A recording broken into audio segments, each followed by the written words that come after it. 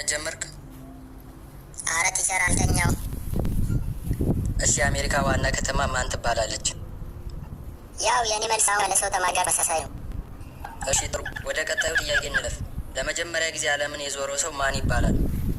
ያው ቲቸር እኔ ልመልስ። እሺ አንተ መልስ። ለመጀመሪያ ጊዜ ዓለምን የዞረው ሰው ማጄላን ይባላል። እሺ አንተ ጭንቅሎ መልስ። ያው የኔ መልስ አሁን ከመለሰው ተማሪ ጋር ተመሳሳይ ነው። በጣም ነው እንዴ ብልጥ የሆንከው? ቆይ ችግር የለም። እሺ ለመጀመሪያ ጊዜ ጨረቃን የረገጠው ሰው ማን ይባላል? ጭንቅሎ ራስህ መልስ። ያው የኔ መልስ አሁን ከመለስ ተማሪ ጋር ተመሳሳይ ነው።